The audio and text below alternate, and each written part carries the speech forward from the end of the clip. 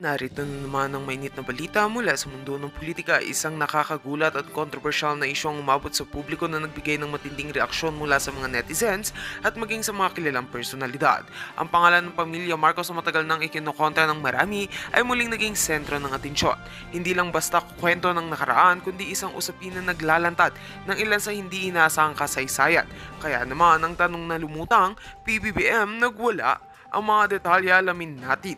Isang matinding isyu ang lumutang sa social media tungkol sa nakaraan ng pamilya Marcos at ang mga detalye nito ay hindi pinalampas ng publiko. Nag-viral ang isang video kung saan tumaas ang emosyon ni PBBM ayon sa mga ulat. Ang video na ito ay kuha mula sa isang closed-door meeting na naging problema para sa mga Marcos. Tinututukan ito ng mga netizens at nagbigay ng malupit na reaksyon at marami ang nagtanong, bakit nga ba may ganitong eksena sa isang mataas na opisyal ng bansa? Sa video na kumalat, makikita si PBBM na tila nagwala at naging emosyonal nang marinig ang mga pahayag tungkol sa pamilya Marcos. Tinutukoy ng mga kritiko ang mga isyu na konekosyon sa mga hindi pa nalulutas na usapin hinggil sa kanilang mga yamat at ang mga aligasyon kaugnay ng mga hindi pagkakapareho sa mga akusasyon ng maling paggamit ng yaman ng Estado noong panahon ng diktadurya. Ayon sa mga eksperto, hindi ito isang simpleng insidente kundi isang malalim na reaksyon na nagpapakita ng hirap na dulot na patuloy na pananagutan ng pamilya sa nakaraan. Ang mga netizens ay mabilis na nagbigay ng kanilang reaksyon, habang may ilan na nagtakda ng mga hashtags at patuloy na naglalabas ng mga opinyon laban sa mga Marcos. May mga iba naman na nagpapakita ng suporta kay President PBBM.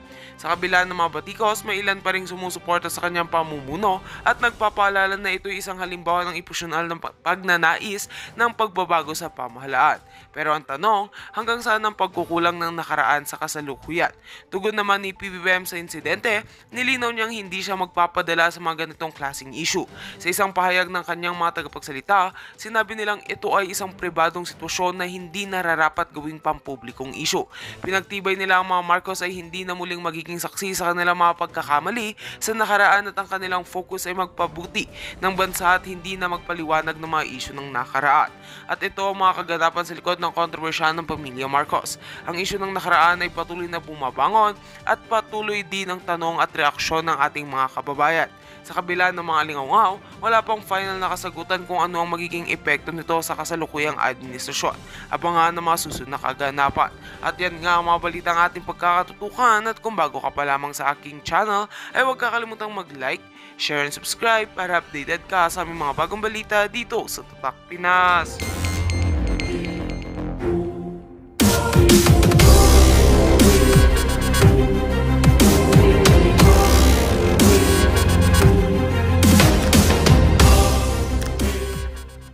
Ngayon na tuloy-tuloy where you are getting their affidavits as yung mga nakikita mo yung mga pumapatay, nakikita mo sa mga news, tuloy-tuloy yun. We're just filing cases. Ang sabi ko nga, kami rin we're doing our affidavits against these cases sa final sa amin. Marami rin kaming cases na final sila dun sa pagpasok namin ng sa KOJC. KOJC. Hindi rin naman kami papayag. Yun ang sayang rin yan. At we want to make sure talagang tight talaga yung kaso. We want to make sure that yung talagang Tunsiki Buloy will suffer talaga in jail. Yan ang gusto namin. So, meron din pala kayong kaso? Okay, narinig nyo?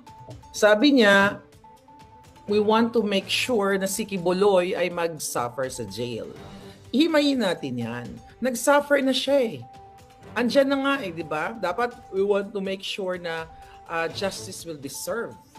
Di ba? Anyway, hindi pa convicted si Pastor Kibuloy. Ang tawag dito ay slip of the tongue or yung tinatawag na Freudian slip, na yung nasa utak ng isang tarantadong polis at isang sumusunod sa mga bangag, nandoon lang yun, yung kanyang hidden thoughts, nandun sa loob ng kanyang bungo, okay? Na eto yung gusto nilang gawin kay Pastor Kibuloy. Kasi sabi niya, sisiguraduhin namin na mag-suffer siya sa loob ng kulungan. Di ba?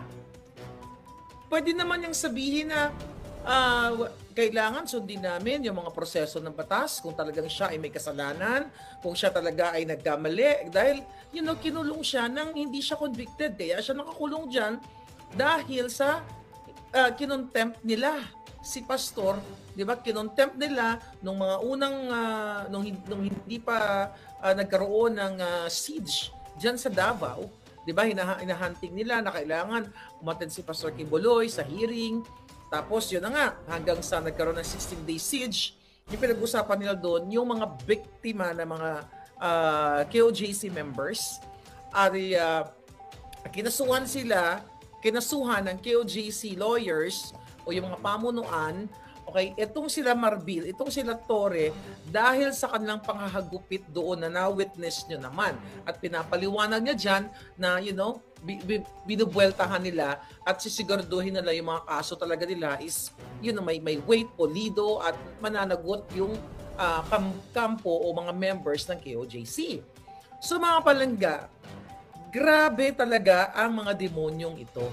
Dahil dinig ninyo. Actually, nung pinapanood ko si first time ko manood sa kanya napanood ko yung interview kasi gusto kong malaman anong pinagsasabi niya. For 30 minutes, para siyang si Ngiwi Abalos. So ngayon, ano ang take niyo doon? Okay? Pwedeng i-torture or kung ano man ang gawin kay Pastor Kibuloy, pahirapan and everything. The reason why nag-stop ang KOJC rally. Napansin ninyo? Sabi ko nga sa inyo, hawak nila sa liig si Pastor Kibuloy, nakakulong. Okay? Hindi ba kayo magtataka na bakit tumigil ang pakikipagsama o di ba o pakikipag-ugnayan ng mga KOJC members sa Maisog Rally at sa atin na nag-express ng kanilang freedom of speech, kalayaan ng pamamahayag na sila ay sukang-sukan na sa gobyerno ni Bangag. Ito yung dahilan. Lumabas mismo sa PNP chief ng putang inang ito buha ka ng binabae ka, okay? Na pahihirapan mo, isisiguraduhin namin. Tatranslate natin sa Tagalog, narinig nyo naman, sisiguraduhin namin na pahihirapan namin si Kibuloy. Okay, i-define nga natin ang sinabi niya. Define natin iintindihin natin yung ano tawag dito? Yung phrase na sinasabi niya. Okay. Sabi niya dito, we will okay. Type ko lang. Okay. Alright. Sabi niya, we will make sure he will suffer in jail. Anong ibig sabihin nito, Palangga? Pwedeng makaranas si Pastor Kibuloy ng what? Pagpukpok, kung ano man papahirap sa kanya doon sa loob. 'Di ba? Talagang andyan na yung punishment na hindi niya deserve. Dahil hindi pa siya convicted. Hindi pa nga siya nalilitis. Nandiyan na yung ikinulong nila. Pinarusahan nila yung tao na hindi pa nako-convict dahil lang sa kagustuhan ng putang inang Bangag ni Lisa Tanas na kidnapper at itong mga asong pulol na katulad ni Marbil, ni Torre at sino pa.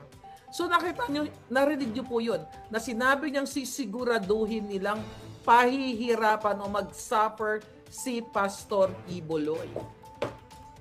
Kaya sabi ko nga sa inyo, magtataka pa ba kayo kung bakit, 'di ba, yung mga naggalit na may mga nagsalta against na nasaan na yung mga KOJC? Bakit wala na sila sa rally? Ngayon, hawak sila sa liig. Hawak sa liig si Pastor Kibuloy. Kaya yun yung desisyon, I believe, wala naman ako nakausap sa management, na vlog ko na to na kapag pinarali mo yang mga members mo, yung mga parishioners, pag pinarali mo yan, gugurgurin ka namin dito or lalasunin ka namin dito o tutoryo o tusukin or whatever. Kaming mismo kay Marbil. Okay, bibigyan ko kayo ng comparison. Gustong sisiguraduhin na lang mahirapan si Pastor Kibuloy. Pero listen to this. Okay?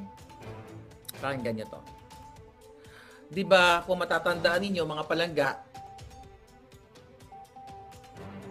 okay, kung matatandaan ninyo, may Amerikano na kababayan ko, okay, may palanggang Amerikano na dinukot dyan sa Mindanao. Okay? Ano ang nangyari doon? Hanggang ngayon, wala pang makitang proof of life. Although, nandyan ang mga FBI, di ba, na hinahanap itong si Elliot Eastman na dinukot ng wala pa actually na proper malinaw na report mula sa bulok na PNPing mga tiwali. I'm just talking to the tiwali, except yung mga matitinong pulis. Kung ano ba talagang nangyari. Pakinggan nyo ang kadyutahan ni Barbil. Ito ba ang PNP chief na ito? Ito. Listen. Update on the abduction of Mr. Eastman, sir. Any progress on this? I understand that 3 are already in the custody of the police, pero wala pa pong proof of life. Talaga kasi iba kasi yun eh. That's yung kay Eastman na abducted yun, no? Ang nangyari kasi doon, Pakinggan nyo. Kasi ang kay Eastman, iba kasi yun eh. Namnamin nyo yung mga wordings niya. Iba kasi yun eh. Okay, dinuko to ha. Hindi natin alam kung buhay pa to o patay. yung foreigner na yung matagal na nandun sa area, ilang buwan na siya eh. Okay. Iba kasi yun eh. Yung foreigner na yun, matagal na kasi sa area na yun. So parang dun pa lang sa statement, wag na tayo muna mag-forward, na parang iba kasi yun eh. Matagal na kasi siya doon. Yung parang, dahil matagal na siya doon, parang okay. Okay, pakinggan mo muna ito bago ako mag-react. Ang hindi kasi alam ng iba, bakit siya inabdak? Bakit nga ho ba siya inabduct? Okay. Ang hindi dun nyo alam, bakit siya inabdak? Ang tanong sa kanya, ano ang update doon sa dinukot, kinidnap? Ang sagot, iba kasi yun eh. Parang, somehow, sinisisi niya yung biktima. Iba kasi yun eh. Kasi matagal na siya dun eh. Okay, listen. Yung si Eastman, okay, married siya sa divorcing na Muslim na babae. Of course, kasi may anak yung babae. And yung lalaki ngayon, tumira rin siya dun sa area ng babae. Anong sinasuggest niya? Iba kasi yun eh. Of course, tumira siya doon sa very traditional Muslim yung babae at divorcee, may dating asawa. At yung lalaki, yung tinutukoy niyang lalaki, yung dating asawa daw nitong asawa ni Amerikanong Eastman. So kasi yung lalaki tumira din yun eh. Yung pinapahiwatig niya dito, kasi may asawa yun eh. Tumira din yung puti. So ang pagkaka-analisa natin dito, kung pare-pareho tayo na kasalanan mo to eh. Alam mo na ano yan eh, traditional Muslim yan eh, dating may asawa yan eh. Nakipag-asawa ka pa, tumira ka pa dyan. A very traditional Muslim. Parang mukhang hindi siya gusto. Yun ang naririnig namin. Mukhang hindi siya gusto. Yun ang naririnig namin. Si Kibuloy, make sure na napahirapan nila doon. Okay? Make sure na magsasuffer. Si Eastman, okay? Tumira siya doon eh. Alam niya na traditional Muslim, yung napangasawa niya. At yung ex nung girl ay tumira din sa bahay na yon. Listen. So purely, it's more of talaga hatred. Yung kaya nga yung pagka-focus sa kanya na More on hated. Kung tama yung pagkakaintindi ko. Galit sa kanya. Hatred. Okay? More on hatred. Okay? Galit. Ang reason niya, more on hatred. So yung galit. Kung sino man yun, galit ng asawa, galit ng kapitbahay. Oh. siya agad. Yung unang report sa amin eh. Kaya nga yung we're praying na sana makuha siya kasi hindi pa alam kung asan siya tinamaan ng... We're praying? Bakit hindi nyo ipinag-pray na lang? Si Pastor Kibuloy noon, na sumuko siya. Bakit kailangan pa may magbuwis ng buhay, buha ka ng inakamarbil, bakit may magbuwis ng buhay na KOJC members, at bakit nagpadala kayo ng libo-libong mga kapulisan doon para guluhin for 16 days ang KOJC members? Ito isang tao to, dinukot to, ipagpipray nyo na lang. Bakit hindi ka magpadala ng bata-batalyon na mga kapulisan para pumunta sa Mindanao at susugin ang dumukot dito? Ipagpe-pray na lang daw, mga kababayan. Sabi ng hayop. Alam ko, Sa leg. Sa leg eh. Yun sa one of the leg eh. Yeah, of course, pag ang problema legs, yung leg mo, it's a loss of blood. Kaya ngayon, we don't have any communication but What were the suspects saying, if you know? Wala daw silang communication. Kung walang communication, ano gagawin mo? Ipagdadasal mo na lang? Magtrabaho kayo. Kung gusto nyong sulbin at hindi matakot ang mga Amerikano at ibang lahi na pumunta sa ating bayan para maging turista, para makapag-contribute sa ekonomiya, para ma-attract, di ba, itong mga foreigners na ito para bumisita sa Pilipinas, gumawa ka ng paraan, ipalusob mo kung saan man yung lugar na yan at ipahanap mo. Pero ang sabi nila mga kababayan, ipagdadasal na lang. See the difference? Si Pastor Kibuloy make sure na pahihirapan nila sa loob ng kulungan. Alright? O mag-suffer sa loob ng kulungan. Itong si Eastman, may pag-pray nyo na lang. Mayayaan na lang kasi kasalanan niya eh. Pumunta siya, nag-asawa siya ng Muslim eh. At yung babae, meron dating asawa, you know, at ito ay more on, more on hatred. Diba? Galit ng lalaki o I don't know for sure kung ano man yun. Well, wala ngang malinaw na investigation na ma-report, diba? What are they saying, the three that are currently in custody? Wala silang sinasabi. Ang kaya nga hinahanap namin, of course, merong FBI pa kami, tinutulungan na rin kami. But wala kaming makakita proof life. Hindi siya pwede pumunta sa Basilan. Kasi sa Buanga siya. Basilan is ESG. But anyway, yun ang importante doon. Mga palangga, ang dami-dami ngayon nadudukot. Hindi lang po yung Amerikanong yan, kundi ang mga kababayan natin. Yang mga nadukot na yan, buhay yan. Buhay, di ba? Kung if you talk about human rights, dahil sinabi niya sa interview na yan, na ang mandato sa kanya, ay ang mandato, ang utos sa kanya ni Bangag, to address, to capture the pulboronic o yung mga sindikato, ay protektahan ang kanilang human rights and life. O, diba? Kapag pusher, kapag sindikato, ang utos ni Bangag, protektahan ang kanilang buhay. Pupunta dadako tayo dyan mamaya. But dito, if you talk about dito sa kidnapping na ginawa, well, anong ma-expect mo? Si Liti Satanas, nag-e-enjoy siya mang-kidnap ng 2 bata. Alam niyo na yan, kailangan natin paalala na si Lisa Tanas nag-e-enjoy nung kinidnap niya ang 2 bata sa Turkey. Nandyan ngayon sa Pilipinas dahil sa pabor na ginawa niya sa kanyang business partner o kanyang kaibigan. And now, itong mga nakidnap na to, nakakaawa yung si Elliot Eastman dahil ganun na lang yung walang ganun kaano yung gobyerno natin. Although may pinadala diyan na mga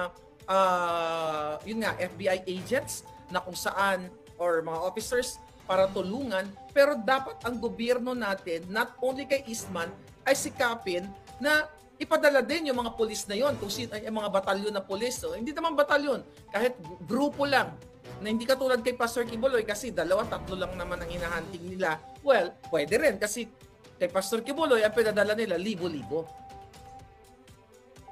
Ano, bangag pa rin? Mga palangga. Bangag pa rin ba? Mananatili pa rin ba kayo na suportahan yung bangag na ito? Itong hinayupak na tong Marbil na to, ito ng last audio.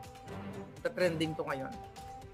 Ang sabi ng hinayupak, ang mga gumagamit ng droga ay hindi mga addict. Tignan ko lang kung may sinabi pa siya dito. Pulo naman kasi sasabi ko puta. Wala to. Ito. Ito, here. Just remember, bakit may mga tao gumagamit ng drugs? Remember, hindi sila addict. Kasi gusto nila. Okay, ulitin natin ha. Oh. Just remember, bakit may mga tao gumagamit ng drugs? Remember, hindi sila addict. Kasi gusto nila maging addict. Remember, okay, bakit may mga taong utang na talaga o bangag administration? Remember, bakit daw may mga taong gumagamit ng drugs? Remember, hindi sila addict. Alam mo kung bakit na sinabi yan? Kasi to protect the Bangag Jr., gina-justify niya si Marcos Jr. na hindi addict kasi kailangan lang ng extra hour. Patapusin muna natin ito. gumagamit ng drugs yung mga tao natin, especially yung mga nagpapadagdag ng bukas. Kasi pag gumamit ka ng drugs, gising ka na. Alright. So, yung mga gumagamit lang, kailangan lang nila yan. Energizer. Diba? Kailangan lang natin, pare, tumira tayo para gising tayo. Sabi ni Bangag, Laglameyo, sumingo tayo para gising tayo. Magdagdag natin yung oras natin. Kaysa maborlog tayo, tumira tayong ganyan. So, gina-justify niya. Okay, ang pagiging addictos ng boss niya. So, it's like saying na si Bangag Jr. ay hindi addict. Kasi yung gumagamit ng droga, hindi naman addict yan. Nagdadagdag lang ng oras siya para maging upbeat sila o gising sila, ganyan-ganyan, o awake sila. Diba? Mga kababayan, I don't know. Ewan ko sa inyo. Lalo na yung 9 million, 10 million ba na nabiktima ng mga ng nakaraang kalamidad. Ewan ko po sa inyo kung pababayaan nyo ang inyong future, ang inyong mga anak, ang inyong bayan na pamumunuan kayo ng demonyong mga katulad nila. Ang gumagamit ng pulburon o ng kung ano ng mga substances na yan ay hindi addict. Ano sila? Trip-trip lang. O energizer lang. My God, you have to get out. You have to do something. Di ba ang expose natin sa inyo the other day na babayaran ni Lisa Tanas, ni Bangag, lahat sila mga demonyo, sila tambaluslos, ang mga makakaliwang grupo para mag-rally against kay Pangulong Duterte. And they will spend your money, taxpayers' money, para bayaran yung mga buwaka ng inang mga makakaliwang grupo at iba pang mga kababayan natin na mga naghihikahus. Yung mga nare-recruit dyan sa mga barabarangay ng mga tambaluslos na to, kunin nyo yung pera. Pero ang isigaw nyo sa kalsada, Bangag, tama na, sobra na. Kunin nyo yung pera kasi pera nyo yan. Taxpayers' money yan. Kunin nyo yan. Pero ang isigaw nyo, Duterte. Ibalik ang Duterte. Or Bangag Jr. Bangag Sindikato o kung ano pa man. Dahil, nagtatrabaho na sila ngayon. Nagtatrabaho na sila, kinakausap na ang mga different leaders ng mga organization para magwelga. Ano nung saan sila magwelga?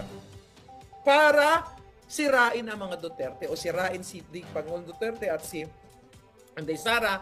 At mind you, mga kababayan, hindi haharangin yan ng mga pulis. Katulad ng hinaharang ang mga maisog rally na nilalagyan ng truck, nilalagyan ng kung ano mga kahoy o kung ano mga upuan para hindi matuloy ang inyong speak up day o ang inyong peaceful rally dahil sobra na tama na yung kakayupan ng Bangag na ito. Pero etong mga rallyista na to, dahil ang intensyon talaga ng Bangag na presidenteng ito at yung putang ina niyang asawang kidnapper na si Lisa Tanas at saka si Tambaluslos, manatili sa pwesto. At itong si Marbil, ito breaking news to. Ayan yung mga vloggers dyan. Okay? Maganda to title. I don't know. Baka kayo ay nakausap na rin. Ikaw, Marbil, may ambisyon siya na tumakbo sa 2028 at gusto niya nang magpabango ngayon. Pwede magkaroon niya ng mga substitution later on. I don't know yet. But eto ang nakarating sa akin. Kinakausap ni Marbil ang mga iba't ibang vloggers para bilhin ang kanilang channel, ang kanilang Facebook, or babayaran ayon sa aking source. Okay? Na-approach ba kayo na nakikiusap si Marbil na pabanguhin siya? Kapag i-PR na siya, ibenta na siya ng bonggang-bongga sa kapalit na salapi sa mga vloggers. Mag-email kayo sa akin kung kayo ay na-approach. So, tinatarget na ngayon, this is very Lisa Tanas. Tinatarget ngayon ng mga vloggers para pabanguhin siya, pagandahin yung kanyang imahe, di ba? Willing siya magbayad sa mga vloggers, small or big following. Yan, mga kababayan. The question is, saan galing ang pera? Okay? Kung kayo ay in-approach ni Marbil, 'di ba? Kung isa kayo sa mga approach base sa ating informant, saan siya kukuha ng pera para bayaran kayo? Di malamang sa pera na naman ng bayan yan, mga kababayan. Sa pera ninyo, diyan siya diyan siya kukuha para idugdog sa inyo. So ano na mangyayari ngayon? Sobra na ang kababuyan ng gobyerno. Magkakapareho sila. Kung pansinin nyo, ang page ni Lisa Tanas, ni Bangag Jr., lahat, majority ng mga nagko-comment ay trolls. At sa bawat trolls na yan, mga kababayan, magkano ang binayad mo dyan? Magkano ang binayad ni Lisa Tanas yan ng gobyerno? Dahil nailabas na natin yan last year pa na ang presidential communications, ang gobyernong ito ay nagbabayad nasa payroll, pero of course, walang paper trail. Cash to cash, ang binabayad nila sa mga trolls, 1 month, 15 to 20,000, depende sa level, may level pa, yung iba 50,000, yung iba 200,000, di ba? Yung mga vloggers na medyo may mataas na following. So, buwan-buwan, you do the math. Kung bawat troll ay 100 trolls, si Lisa, na nagpapalipat-lipat pa log out yung mga trolls, tapos comment na naman. Si Bangag meron din. Ilang milyon ang sinasayang ng mga putak inang mga bangag na ito sa kaba ng bayan. Kaya naman no wonder gina-justify ni Marbil na ang mga gumagamit ng illegal na pulburon o kung ano pa man ay hindi addict. Alam mo, subconsciously iniisip niya yan yung boss niyang Bangag. Kasi siguro naisip niya kapag sinabi ko to, masasaktan si Bangag Jr., yung amo ko si BBM, Bangag na Bangag man. Okay? So kaya sabi ko, a slip of the tongue na nandito yan, nakatago yan eh.